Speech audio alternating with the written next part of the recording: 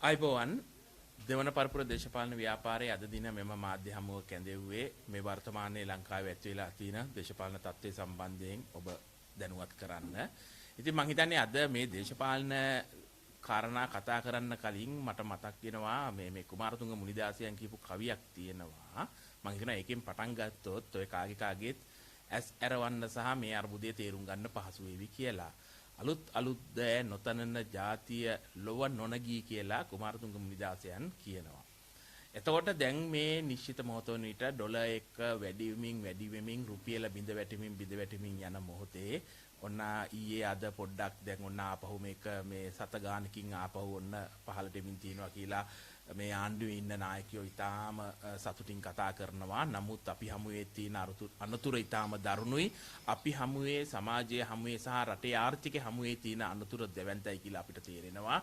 නමුත් ආණ්ඩුව හිතනවා මේක අර්බුදයකට යන්නේ නැති වෙයි කියලා. නමුත් අපි දන්නවා ඔහොම හිටපු කලින් නායකයොත් මේ රට ලොකු අර්බුදයකට ඇදගෙන ගිහිල්ලා තමයි අවසන් කරලා අන්තිමට රට බංකොලොත් වෙච්ච තැනට පත් කළා තමයි ප්‍රකාශ කළා තමයි මේක නැවතුනේ. ඉතින් මේ නිශ්චිත මොහොතේ රුපියල අවප්‍රමාණය වීම සහ මේ ඩොලරේ ඉතාම ශීඝ්‍රයෙන් වැඩි වීම බොහෝ වෙලාවට මේ ආණ්ඩුවේ ඉන්න නායකයන් මේ බොහෝ දෙනෙක් කියන දෙයක් තමයි මේ ලෝකයේ ඇති වෙලා තියෙන යුද තත්ත්වයක් එක්ක මේ ගෝලීය තත්ත්වයක් එක්ක ඩොලර් එකේට තියෙන ඩොලර් එක ශක්තිමත් වීමත් එක්ක වෙච්ච දෙයක් මේ තෙල් අර්බුදයත් එක්ක වෙච්ච දෙයක්. හැබැයි පැහැදිලිව අපි තේරුම් ගන්න ඕනේ මේ ලෝකයේ ඩොලර් එක ශක්තිමත් වෙලා නැහැ. ඩොලර් එකත් කඩා වැටෙමින් තියෙන්නේ. ඩොලර් එක කඩා වැටෙමින් තියෙන මොහොතක විශේෂයෙන්ම මේ හෝමුස් සමුදු සංධියත් එක්ක ඉරානයත් එක්ක ඒකත් එක්ක ගැට ගැහිච්ච මේ ගෝලීය යුද තත්ත්වයත් එක්ක ඩොලර් එකේ ආධිපත්‍යය බිඳ වැටෙන මොහොතක ඩොලර් එක ගෝලීය වශයෙන් කඩා වැටෙනකොට ලංකාවේ ඩොලර් එක රුපියල කඩාවට්ටමින් ඉදිරියට යන්නේ මොකද කියන ඇත්ත කතාව මේ රටේ ජනතාවට බහුතරයක් මේ ඉන්න කිසිම කෙනෙක් කියන්නේ නැහැ. ඉතින් ඒ නිසා අපි හිතුවා අද මේ ඩොලර් එක ඉතාම ශීඝ්‍රයෙන් ඉහළ යාමත් එක්ක රුපියල කඩා වැටීමත් එක්ක මේ රටේ ඇති වෙලා තියෙන තත්ත්වය සහ ඉදිරියේදී ඇතිවිය හැකි අනතුරු සම්බන්ධයෙන් රටේ ජනතාව දැනුවත් කරන්න ඕනේ කියන එක පැහැදිලිවම අපි විශ්වාස කරන දෙයක් තමයි මේ වර්තමාන ආණ්ඩුවත් මීට කලින් හිටපු ආණ්ඩුවත් මේ සිළු දෙනාම බලය ගන්නකොට කියපු දෙයක් තමයි මේ අපි බලය ගත්තට පස්සේ මේ ආර්ථික ප්‍රශ්න මේ සමාජ ප්‍රශ්න මේ සියල්ල විසඳනවා කියන කාරණාව. හැබැයි අපිට තේරෙනවා මේ කිසිම ආණ්ඩුවකට දුර දැක්මක් පැහැදිලි මතවාදී විග්‍රහයක් මේ ආර්ථික අර්බුදය සම්බන්ධයෙන් නැති බව තමයි අපිට පේන්නේ. දැන් මේ වර්තමාන ආණ්ඩුව ගත්තත් මේ IMF එක විසින් ලබා දෙච්ච ජනතා හිතවාදී නොවන වැඩපිළිවෙල ක්‍රියාත්මක කරමින් යන මොහොතක විශේෂයෙන්ම මේ රටේ රුපියල කඩා වැටීමේ ප්‍රධාන හේතු සාධක වන මේ ජාවාරම්කාර ව්‍යාපාරිකයන්ගේ ක්‍රියාකලාපයන් රකිමින් ඒවා මං ඉදිරියේදී පැහැදිලි කරන්නම් කොහොමද වෙන්නේ කියලා. ඒව රකිමින් අර පැරණි 76 වසරක සාපයක් කියලා වුන්ම කියපු මේ දුර්දාන්ත දේශපාලන ක්‍රමවේදයම සහ මේ ව්‍යාපාරික සමාජ රටාවම රකිමින් ඉදිරියට යන සේයාවක් තමයි අපිට දකින්න තියෙන්නේ. ඉතින් පැහැදිලිවම අපි දන්නවා මේ නිශ්චිත මොහොත වන විටත් මේ ඩොලර් එක ඉතාම ශීඝ්‍රයෙන් ඉහළ යන්නේ ලංකාව ඇතුලේ ඩොලර් සංචිත හිඟ වෙන්න ප්‍රධාන හේතු ගණනාවක් බලපානවා. ඒකෙන් එක හේතුවක් තමයි අපිත් පිළිගන්නවා මේ වර්තමානයේ ඇති වෙලා තියෙන හෝමුස් සමුදු සංධියත් එක්ක ඉරානයත් එක්ක එහෙම නැත්නම් ලෝකෙට බොරතෙල් ලබා දෙන කලාපයේ ඇති වෙලා තියෙන යුද්ධමය තත්ත්වය. ඇමරිකාවේ බලහත්කාරය එහෙම නැත්නම් මේ ඇමරිකාව විසින් ලෝකයේ මත පටවලා තියෙන යුද්ධමය බලහත්කාරය නිසා ඇතිවෙච්ච තත්ත්වයන් විසින් ලෝක වෙළඳ පොලේ තෙල් මිල ඉහළ යාම සහ තෙල් ලබාගෙන ඇති බාධාවන් සහ මේ යුතමය තත්ත්වයන් විසින් නිර්මාණය කර ඇති අනිත් තත්ත්වයන් ඉතින් මේ ලෝක ආර්ථිකය යම් ප්‍රමාණයකට පුපුරවා හරිමින් සමාජය සහ ලෝකයේ අනිත් රටවල් මත මහා බරක් එල්ල කරමින් තිබෙනවා. ඒක එක කාරණාවක්. හැබැයි ඒක විතරක්ම නෙවෙයි කාරණාව. දැන් මේ තෙල් පරිස්සම් කරගන්න කියලා ඊයේ ජනාධිපතිතුමා කියනවා. ජනාධිපතිතුමා කියනවා ඔව් දැන් ඉතින් QR එක තිබ්බට බලන්න මේ ෂෙඩ් එකට ගියාමනේ ෂෙඩ් එකේ QR එක බලන්න නැතුව තෙල් ටික දැන් ගහලා දෙනවා. ඒ නිසා අපි කිව්වා දැන් මේ දවස් දෙක තුනකට පොඩ්ඩක් තෙල් ටික පරිස්සම් කරගන්න.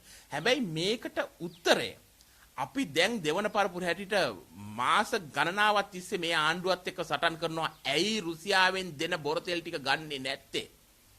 මේ ඩීසල් බැරල් එක 700ක් කියලා ජනාධිපතිතුමා කියනවා. ඉතින් මොකටද 700ක් ගෙවන්නේ වැඩිපුර? 150ට හරි 200ට හරි ගන්න පුළුවන් තැනක් තියෙනවා නම් මේ ජනාධිපතිතුමාම තමයි කිව්වේ අපි බොර තෙල් පිරිපහතු කරොත් තෙල් මිල 17 ගුණකින් අඩු කරන්න පුළුවන් කියලා. එතකොට එහෙම කියපු එදා හිටපු විපක්ෂයේ හිටපු පුද්ගලයාද ජනාධිපති ධූරයට ඇවිල්ලා තමන් කියපු කාරණාවත් තමන්ට ක්‍රියාත්මක කරගන්න බැරි තැනකට ඇද වැටලා තියෙනවානේ. එතකොට කොහෙද මේ මාෆියා ජාවාරම්කාර වලල්ලේ කොටසක් බවට පත් වෙලාද? ඒ වලට යටත් වෙලාද මේ ආණ්ඩුව කියලා තමයි අපිට අහන්න තියෙන්නේ. ඉතින් අපි පැහැදිලිව එදත් කිව්වා අදත් කියනවා මේ ගෝලීය වශයෙන් ඇතිලා තියෙන යුදමය තත්ත්වයට එක්ක තෙල් වැඩි වෙලා නම් අපි ප්‍රශ්න විතරක් නෙවෙයි කතා කරන්නේ ජනාධිපතිතුමනි. අපි කියන උත්තරේ තියෙන ඔබතුමා ගාව. උත්තරේ ඔබතුමාගේ අතට ආවා. ඇයි ප්‍රමාද? ඇයි මග අරින්නේ? ඇයි කල් අරින්නේ? ඇයි පස්ස හරවන්නේ මේසා දැවැන්ත මේ රට ආර්ථික සහනයක් දෙන්න පුළුවන් යෝජනා සහ වැඩිපුරට ඇයි පස්ස හරවන්නේ කියලා තමයි අපි අහන්නේ. එහෙනම් දැන් පැහැදිලි ලෝක වෙළඳ පොලේ බොරතෙල් වැඩි වීම සහ ලෝක වෙළඳ පොල් ලෝකයේ ඇතිවලා තියෙන යුදමය තත්ත්වයක් එක්ක නම් තෙල් මිල වැඩි වෙලා තින්නේ. ඒ නිසා නම් අපේ රුපියල කඩා වැටලා ඩොලර් එක මේ සහ විශාල ප්‍රමාණයකට ඉහළට යන්නේ. ඔන්න උත්තරයක් තියෙනවා. පැහැදිලි උත්තරයක් තියෙනවා ජනාධිපතිතුමනි. මේ රුසියාවෙන් දෙන සයිබීරියන් ලයිට් කියන නේ දැන් අපි පාවිච්චි කරන ඉරාන් ලයිට් කියන බොරතෙල් එක ගොඩක් අපි පාවිච්චි කරේ. මේ සයිබීරියන් ලයිට් කියන බොරතෙල් එක අරගෙන ඇයි මේ ජනතාවට සහන දෙන්නේ නැතුව ඩොලර් 750ට මේ ඩීසල් අරගෙන ඒකෙන් භාණ්ඩාගාරේ තියෙන සල්ලි ටිකත් ඒකට දාලා ඇයි මේ රට අර්බුදයකට පත් කරන්න කියලා අහන්න අපි කැමතියි මේ ආණ්ඩුවෙන්. ඒ වගේම තමයි පැහැදිලිව දකින්න දෙයක් තමයි මම ඔබට මේ කතාව පටන් ගන්නට කිව්ව දෙයක් තමයි අලුත් දෑ නොතනන ජාතිය ලොව නොනගී හිඟා කෑම බැරි වූ තැන ලගී ගයා මරගී. ඔන්න ඕක තමයි මේ රට්ට වෙලා තියෙන්නේ මේ රටේ ආර්ථිකය. 77 විවෘත ආර්ථිකයත් එක්ක ජේ.ආර්. ජයවර්ධන මහත්මයා මේ රටේ ආර්ථිකය අද විනාශ කරන තැනට පළවෙනි ඇනේ ගැහුවේ එදා ජේ.ආර්. ජයවර්ධන මහත්තයා. අපි පැහැදිලිවම දන්නවා මේ නව ලිබරල් ආර්ථික මොඩල් එක ඇතුලේ අපේ රටට තවදුරටත් ඉස්සරහට යන්න බෑ. කඩා හැලෙන හුචක්කුවක් වගේ ආර්ථික මොඩල් එකක් තමයි මේ රටේ තියෙන්නේ. මේ ආර්ථික සිස්ටම් එක වෙනස් කරන්න කියලා තමයි ජනතාව පාරට බහැලා අරගල කරේ. ඒක වෙනස් කරන්න කියලා තමයි ජනතාව විමුක්ති පෙරමුණේ උරුමයක් තියෙන මේ වර්තමාන ආණ්ඩුවට ජනතාව බලය ලබා දුන්නේ. හැබැයි මොකද්ද වෙලා තියෙන්නේ? මේ ලිබරල් ධනවාදී කෑදර ආර්ථික මොඩල් එක නඩත්තු කරමින් ඒක රෙපෙයාර් කරමින් ඒකට මුක්කු ගහමින් ආපු අවුරුදු දෙකකට ආසන්න කාලේ තමයි දැන් ඔබතුමාටත් ඩොලර් එක ඉහළ යනකොට බලන් ඉන්න සිද්ධ වෙලා තින්නේ. අපි පැහැදිලිවම දන්නවා අපි එදත් අදත් කිව්වා මේ විදේශ විනිමය පනතක් කරා මේ රටේ ධනෙ එළිය පාක් කරගෙන ඉන්න ව්‍යාපාරිකයන්ට විරුද්ධව තීන්දුව ගන්න ඔබතුමාට බෑ. පුළුවන් නම් ගණන් හදලා කියන්න ඩොලර් බිලියන කීයක් මේ රටට එන්න ඕන ඩොලර් බිලියන කීයක් එළිය රඳවන් ඉන්නවද? බොරුවට උන්ඩියල් එකටයි පොඩි ඩිහිකට බැන ඉන්නවා. එහෙම නෙවෙයි. ඔබතුමාට කරටත් දාගෙන ඉන්න. ඔබතුමාත් එක්ක ඔය එක මේසේ කෑම කන ඔබතුමාගේ නිල නෝන කැබිනට් එකේ ඉන්න ජාවාරම්කාර ව්‍යාපාරිකයන් ඩොලර් බිලියන කීයක් එළිය හංගන් ඉන්නවද? මේ රටේ පොල් එල්ලේ ඉඳන් මේ රටේ තියෙන පොල් කට්ටේ ඉඳන් තියෙන සියලුම සම්පත් ටික පිටරට විකුණලා එන්න ඕන ඩොලර් බිලියන කීයක් එළිය තියෙනවද? ඒක තේ ටිකෙන් හරි තුන පහ ටිකෙන් හරි ගම්බිරිස් ටිකෙන් හරි මේ රටෙන් එළියට විකුණපු ධනය මේ රටට ඇවිල්ලා තියෙනවද? මේ රටට එන්නේ කාගේ ඩොලර් ටිකද? අර මැද පෙරදික අර අහිංසක ගෘහණියන් ටික අහිංසක තරුණයෝ ටික කොරියාවේ ජපානයේ මේ මැද පෙරදික දාඩිය මහන්සිය වගුරුලා බොහොම අමාරුයි මේ රටට එවන ඩොලර් ටික තමයි මේ රටට එන්නේ. හැබැයි ධනවතුන් මේ ජාවාරම්කාර ව්‍යාපාරිකයන් කීප දෙනෙක් ඩොලර් බිලියන ගණන් පිටරට පාක් කරලා තිනවා. මේවා මේ අපි නෙවෙයි කියන්නේ මේ ජාත්‍යන්තර සංග්‍රහවල මේවා තියෙන්නේ. ඒතර මේ මජර කැත වැඩේ නවත්තන්න නැතුව ඩොලර් එක ඉහළ යනකොට රුපියල ආරක්ෂා කරන්න පුළුවන්ද? අපේ ඩොලර් සංචිත වැඩි වෙයිද? ඒ වෙනුවෙන් ඒ ව්‍යාපාරිකයෝ ඔබට ගෙවල් හදා ගන්න උදව් කරලා ඇති. ඡන්දෙට පෝස්ටර් ගහන්න උදව් කරලා ඇති. හැබැයි ඔබතුමාට සාධාරණ සදාචාරාත්මක අයිතියක් තියෙනවද මේ රටේ ජනතාව විනාශ කරන්න? ජනතාව දුකටපත් කරන්න? ඒ විතරක් නෙවෙයි. ඔය කියන ජාවාරම්කාර ව්‍යාපාරිකයම තමයි ආපහු පිට රටින් බඩු ගේන්න අර දාඩිය මහන්සියෙන් හම්බ කරලා පිට රටින් ඉඳන් එවන පුංචි ඩොලර් සොච්චමත් නැවතත් ආයි ලෝකෙ වෙන රටවලට යවන්නේ. මේක කොච්චර සදාචාර සම්පන්නද? මේ ආණ්ඩුව කරපු ලොකුම වරදක් තමයි මේ වාහන ගේන්න වෙළඳපොළ විවෘත කරපු එක. දැන් අපි දන්නවා ලොකු චෝදනාවක් තියෙනවා. මේ කැබිනට් තීන්දුවක් අරගෙන වාහන නවත්තන්න යනකොට මාස 3කට යම් ව්‍යාපාරිකයන්ට මේ තොරතුරු කලින් දැනුවත් වෙලා ඔවුන් LC ටික ඕපන් කරගෙන කියලා. ඒකේ කියනවා නෑ 4000යි නෑ 1750 මේ කම්පැනි ටික අරන් බලන්න. ඩොලර් පිටරට පාක් කරන් ඉන්නේ කවුද කියලා අරන් බලන්න. මේ ආණ්ඩු මෙහෙවන්නේ කවුද කියලා බලන්න. රුපියල කඩා වැටෙන එක අහන්න දෙයක්ද? මේ ඇත්ත කවුරුත් කතා කරන්නේ නෑ. අපි විශ්වාස කරනවා මේ ඇත්ත මේ සමාජය තේරුම් ගන්න ඕනි කියන කාරණාව. මේ සා දෙවන්සලට ආර්ථික අර්බුදයක් එන්න ඩොලර් එක ඉහළ යන්න රුපියල කඩා වෙන්න ප්‍රධාන හේතු වෙලා තියෙන්නේ මේවා. එතකොට මේවා මෙහෙම තියෙද්දී ජනතාවගේ පටිතද කරගන්න ජනතාවට පටිතද කරගන්න කියන එක කොතරම් සාධාරණද කියලා අහන්න අපි මේ ආණ්ඩුවෙන් කැමතියි. ඉතින් පැහැදිලි අපි කලිනුත් කිව්වා මේ විදේශ විනිමය පනත හදලා තියෙන්නම ජාවාරම්කාරයන්ට වාසි වෙන විදියට. මේකේ සාධනීය කාරණා මේ පනතේ තියෙනවා. හැබැයි ඒව ක්‍රියාත්මක වෙන්නේ නැහැ. හැබැයි පොඩි මිනිහට බදු ගහලා පොඩි මිනිහගේ බෙල්ල අමරිකලා බදු ගන්න වැඩ හදලා දැන් මං හිතන්නේ හෙට අනිද්දාට මේ සම්බන්ධයෙන් අපරාධ දඩුවමක් බවට පත් කරන්නත් යන බව අපිට ආරංචි. පුංචි මිනිහට. හැබැයි ලොකු මිනිස්සු ඔබට මතක නම් ඔබ ඔය ජනතා විමුක්ති පෙරමුණේ නිර්මාතෘ රෝහණ විජේවීර කියනවා මේ රටේ නීතිය මේ මකුණු දැලක් වගේ පුංචි අය පැටලෙන ලොකු අය කඩන් යන කියලා. ඔබතුමන්ලට බලය දුන්නේ මේ රටේ ජනතාව. මේ මකුණු දැල කඩාගෙන යන්න පුළුවන් මහා ව්‍යාපාරිකයොත් එක්ක එකතු වෙලා තවත් ඩීල් දාලා ජාවාරම් කරන්න නෙවෙයි කියන එක අපි මතක් කරන්න කැමතියි. ඉතින් ඒ නිසා අපි කියනවා ඔබතුමන්ලට අවසානයේ වෙන්නේ එදා මීට කලින් හිටපු ගෝඨාභයට වෙච්ච වැඩේම තමයි. ඒ නිසා වහවහාම ජනතාවාදී ප්‍රතිසංස්කරණ වලට ජනතාවාදී තීන්දුව වලට යන්න අවශ්‍යයි. මේ රටේ ජනතාවගේ බඩට පාර ගහන්නේ නැතුව මේ නිවැරදි ක්‍රියාන්විතයන් ක්‍රියාමාර්ග අරගෙන මේ රටේ ආර්ථිකය ශක්තිමත් කරන්න අවශ්‍ය වෙනවා. ඉතින් මේකත් එක්ක මම තව දුරටත් ඉස්සරහට යන්නම්. පැහැදිලිවම අපි දකින දේ තමයි මම අර කලින් කියපු කාරණාත් එක්ක මේ රටේ නිෂ්පාදන ආර්ථිකය ඊටාම ශක්තිමත් තැනකට ගේන්න ඕනේ. අද මේ වෙනකොට ඇල්පෙනිත්තේ ඉඳන් හැමදේම පිට රටින් ගේන තැනටපත් වෙලා තිනවා. ලෝකේ හැමදේම අපිට හදන්න බෑ. හැබැයි අපිට හදන්න පුළුවන් දේවත් අපි හදන්නේ නැහැ. අලලුණු ටිකේ ඉඳන් කන බත්පත දක්වාම දැන් පිට රටින් ගේන තැනට මේ රටපත් වෙලා තියෙනවා. මේ මොනවද වෙන්නේ? අර මහන්සියෙන් දාඩිය මහන්සියෙන් හම්බ කරලා මේ රටේ වෙන ඩොලර් ටික තමයි අපි මේ පිට රටට යවන්නේ. මේ අපි දාඩිය මහන්සියෙන් මේ රටට විදේශ විනිමයක් උපයලා කවුරුන් හෝ එනවා නම් සංචාරක ශේෂ්ත්‍රයේ සංචාරක මග පෙන්වන්නම් බොහොම අමාරුවෙන් මේ රටේ ඉන්න සංචාරකයන්ගේ උපයා ගන්න ඩොලර් ටික. ඔය ටික තමයි මේ දැන් අපි දිය කර ලුණු ගෙඩියටයි අල ගෙඩියටයි බිත්තරයටයි හැම දෙයකටම පිට රටට යවන්නේ. මෙහෙම රටක් ගොඩ ගන්න පුළුවන්ද? ජාතික ආර්ථිකයක් හදන්න පුළුවන්ද? මේ රටේ රුපියල අවප්‍රමාණ වෙන්නේ ඇයි? අවප්‍රමාණ වෙන්නේ රුපියල අයිති ලංකාව ඇතුලේ නිෂ්පාදන ආර්ථික ක්‍රියාවලියක් නැහැ. නිෂ්පාදකයා අධෛර්යමත් කරනවා. සුළු පරිමාණ කර්මාන්තකරුවා අධෛර්යමත් කරනවා. ස්වයං රැකියා කරන ස්වයං රැකියාදාරින් අධෛර්යමත් කරනවා. නිෂ්පාදන ආර්ථිකයේ බිඳවට්ටලා ජාවාරම්කාර 4-5 දිනට ලෝකේ පිට රටින් ඕනම දෙයක් ගෙනල්ලා උන්ට කෝටිපතුන් ධනපතියන්ගෙන් ධනපතියන් බවට පත් වෙන්න ඉඩ හැරලා 10%කට විතර ප්‍රමාණයකට 90%ක විතර ජනතාවක් ව්‍යවසායකයන් ව්‍යාපාරිකයන් කුඩා කර්මාන්තකාරයන් සියලු දෙනාම දුකටපත් කරලා තියෙන මේ ආණ්ඩුව. ඉතින් මෙහෙම ආර්ථික මොඩලයක් ඇතුලේ රුපියල අවප්‍රමාණය වෙන එක අහන්න දෙයක්ද? මෙහෙම ආර්ථික මොඩල් එකක් ඇතුලේ රුපියල බිඳ වැටෙන එක අහන්න දෙයක්ද? එතකොට මේක මේ යුද්ධය නිසා ඇති වෙච්ච දෙයක් විතරක් නෙවෙයි. අපි දැන් උද්දේශ ප්‍රශ්නෙට උත්තරේ දුන්නානේ මේ ආණ්ඩුවට. එහෙනම් දැන් අපි මේ ජාතික ආර්ථිකය ගොඩනගන්නේ කවදාද ඔබ? නිෂ්පාදන ආර්ථිකය ගොඩනගන්නේ කවදාද ඔබ? වගා සංග්‍රහණයක් පටන් ගන්නේ කවදාද ඔබ?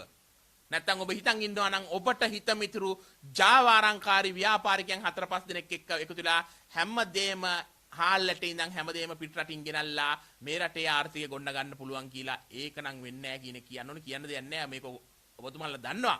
මේ ජනතා විමුක්ති පෙරමුණේ පන්ති පහ කරලා තිබ්බනම් නේ ජනතා විමුක්ති පෙරමුණේ පන්ති පහ කරා නම් ඕක නොදැන ඉන්න විදියක් නැහැ. ඉතින් අපිට අහන්න තියෙන දැන් මොකද්ද බාධාව? 3-2ක පාර්ලිමේන්තුවක් දීලා තියෙනවා ජනතාව. දෙවන්ත ජනවරමකින් විධායක ජනාධිපති ධූරය දීලා තිනවා. ප්‍රාදේශීය සභා ටිකක් දුන්නා. දැන් තව මොනවද ඕනේ? උවමනාව නැත්තම් දැක්මක් නැත්තම් ඔය මොකක් තිබ්බත් වැඩක් නැහැ කියන එක තමයි අපිට තේරෙන්නේ. ඒ නිසා මේ රුපියල අවප්‍රමාණය වීම මේ ඩොලර් එක ඉහළ යෑම අපි නිවැරදිව කියවා ගත යුතුයි. ඔය ආණ්ඩුව පෙන්නන බොරු සෙල්ලම් වලට නෙවෙයි ඇත්තටම මේ රටේ ජාතික ආර්ථිකය මේ රටේ කෘෂි ආර්ථිකය සහ මේ රටේ නිෂ්පාදන ආර්ථිකය ගොඩනැගීම ඇතුලේ පමණයි මේ රටේ රුපියල ශක්තිමත් කරන්න පුළුවන්. తాවකාලිකව ණය අරගෙන ඕකට මුක්කු ගහලා පුළුවන් ඕනනම් පෙන්වන්න දැන් අන්න රුපියල ශක්තිමත් කියලා. හැබැයි ඔබ ඔය පිට රටවලින් ණය අරගෙන ඒ ණය වලින් මුක්කු ගහලා ආර්ථිකය ගොඩ ගියා කියලා පෙන්නද්දි තවත් ඊළඟ පරම්පරාවකට දැවැන්ත ණය බයක් ඉතුරු කරලා යනවා විතරයි. අපි දන්නවා පැහැදිලිවම මේ විශේෂම මේ යහපාලන ආණ්ඩුව ඇතුලේ ගත්ත ණය ප්‍රමාණය මේ ස්වෛරීය බැඳුම් කර ණය ප්‍රමාණයෙන් තමයි මේ රටේ දැවැන්ත ආර්ථික අර්බුදයක් එන්නේ. ඒතකොට දැන් මොකක්ද වෙලා තියෙන්නේ? දැන් ඒ ණයබර මේ රට හිර කරපු ඒ ණයබරේ මේ රට හිර කරපු දේශපාලකයෝ දැන් මහාචාර්යවරු බවට පත් වෙලා ආර්ථික ඔස්තාර්ලා බවට පත් වෙලා මේ මොන ආර්ථික ඔස්තාර්ලාද මේ යහපාලන ආණ්ඩු කාලේ අපි දැක්කනේ අර යුද්ධ කාලේවත් ගත්තේ නැති ණය අරගෙන සොයරි බැඳු කර ණය අරගෙන මුක්කු ගහලා ඩොලර් මිලියන 2000 3000 අරගෙන ණය අරගෙන මුක්කු ගහලා ආර්ථික කඩා වැටෙන තැනට බංකොලොත් වෙන තැනට හැදුවේ ඒගොල්ලෝ. දැන් ඒගොල්ලෝ තමයි දැන් ඔස්තාර්ලා බවට පත් වෙලා තින්නේ. මම දැක්ක ඊයේ පෙරේදා මේ උපදේශ දෙන්නත් යනවා. ඉතින් අපිට කියන්න තියෙන එක දිහා මේ ලිබරල් ආර්ථික මොඩල් එක නඩත්තු කරලා නම් මේ වැඩේ ගොඩ දාන්න බෑ ජනාධිපතිතුමනි කියන කාරණාව. ඉතින් ඒ වගේම පැහැදිලිව කියන්න ඕනේ මේ නිශ්චිත මොහොත වන විට මේ රටේ ජනතාව මේ බංකොලොත් විපක්ෂය ප්‍රතික්ෂේප කරලා ඉවරයි. මේ බංකොලොත් විපක්ෂයට තව දුරටත් මේ රට ඉදිරියට ගෙනියන්න බෑ. දැන් මේ විපක්ෂ ඉතින් ඉන්නවා හෙට අනිද්දාට මේ ආණ්ඩුව වැටිලා අපේ අතට මේ ආණ්ඩුව එයි කියලා. ඉතින් ඒ හීන දකින්න කැමති විපක්ෂයට අපි කියනවා හීන දකින්න කියලා. ඔබට ඔය හීන එළිනම් දකින්නත් පුළුවන්. තව මාස දෙක තුනකින් හිරගෙදර ඇතුළේ ඉඳන් ඔය හීන ටික දකින්නත් පුළුවන්. මහා උළු ගෙදර උළු ගැන ඔය හීන ටික දකින්නත් පුළුවන්. ඉතින් ඒ විපක්ෂයට අපි ඒක හීන දකින්න කියනවා. ඔබ විපක්ෂයේ කාර්යභාරය ඉෂ්ට කරන්නේ නැහැ. මේ වෙලාවේ මේ විපක්ෂයට බෑ සාධනීය යෝජනා ගේන්න මේ ආණ්ඩුවට. මේ පාර්ලිමේන්තුවේ ඉන්න විපක්ෂය. මේ පාර්ලිමේන්තුවේ ඉන්න විපක්ෂයේ තරම් මං හිතන්නේ මේ දේශපාලනේ ආයන්න තේරෙන්නේ නැති දේශපාලන බලවේගයක් අපිට මීට කලින් ඉඳලා නැහැ. මේ පාර්ලිමේන්තුවේ විපක්ෂය 8ට අඩු වෙච්ච වෙලාවල් තියෙනවා. නේ? හැබැයි ඒ 8ට අඩු වෙච්ච වෙලාවල්වත් විපක්ෂය අර 6න් 5ක බලය ජී.ආර් මහත්තයා දෙනකොට ඒ 8 දෙනාගේ විපක්ෂයත් මීට වඩා ශක්තිමත්. හැබැයි අද විපක්ෂය මොකද්ද කරන්නේ? සැබෑ ජනතා ප්‍රශ්න ආමන්ත්‍රණය කරනවද? මේ සැබෑ ජනතා ප්‍රශ්න වලට විසඳුම් ගේනවද? ඒ මුකුත් නෑ. මේ විපක්ෂය කරන්නේ අර පැරණි අර්බුදය දැන් හොඳයි කියලා මේ අර්බුදේ නිර්මාණය කරපු මතවාදයන් දැක්මන් ගෙනල්ලා මේ ඔස්තාර්ලා සමහරලාට මේ ලෝකේ රටවල් දැකලා තියෙනවද කියලා අපිට හිතෙනවා. මේ ඇමරිකාව, එංගලන්තේ, ප්‍රංශය, ස්විට්සර්ලන්තේ වගේ රටවල් වල මේ ආර්ථිකයන් කොහොමද මෙහෙවන්නේ? ස්වාධිපත්‍යයක් තියෙන ජාතික ආර්ථිකයන් කොහොමද මේ යුරෝපයේ හදලා තියෙන්නේ? මේ මුකුත් දන්නේ නැතුව මේ ලිබරල් ධනවාදී මේ විවෘත ආර්ථික මොඩල් එකක් මේ කරපින්නගෙන ඇවිල්ලා මේ රටේ මෙච්චර දැවැන්ත ආර්ථික අර්බුදයක් හදපු ඔස්තාර්ලාද කතා කරනවා මේක තමයි උත්තරේ කියලා. මොන විහිළුද? අපිට කියන්න තියෙන ඕගොල්ලෝ ඉස්සලා ගිහිලා ඔය ස්විට්සර්ලන්තේ, ඔය එංගලන්තේ, ප්‍රංශය වගේ රටවල් වල ජාතික ආර්ථිකය හදලා තියෙන්නේ කොහොමද කියලා බලන්න. මේ රටවල මේ ජාතික ආර්ථිකය හදන්න රටේ ගොවිය රැක ගන්න. රටේ කර්මාන්තකරුව රැක ගන්න. රටේ කම්කරුව රැක ගන්න. රටේ ව්‍යවසායකයා රැක ගන්න කොහොමද නීති ප්‍රතිපත්ති හදලා තියෙන්නේ? ඉතින් ඒව ගැනවත් කියවීමක් නැති ඔස්තාර්ලා තමයි දැන් අද මේකට උත්තර දෙන්න යන්නේ. ඉතින් මේ ආණ්ඩුවත් යන්නේ ඒ වැඩ පිළිවෙලේ. ඉතින් ඒක නිසා දැන් අපිට සිද්ධ වෙලා තියෙනවා රට ඇතුලේ විකල්ප බලවේගයක් ගොඩන ගන්න. විකල්ප විපක්ෂයක් අවශ්‍යයි. මේ පාර්ලිමේන්තුවේ විපක්ෂය නෙවෙයි. එතනින් එළියේ විපක්ෂයක් දැන් හදන්න ඕනේ. ඊටාම ඉක්මනින් මං හිතනවා අපි හිතනවා ජනතාව ඉස්සල්ලාම ගහලා පන්නන්නේ ආණ්ඩුවට නෙවෙයි ඉස්සල්ලාම ගහලා පන්නන්නේ විපක්ෂයට. දැන් අපිට විපක්ෂයක් හදන්න වෙලා තියෙනවා මේ රටේ.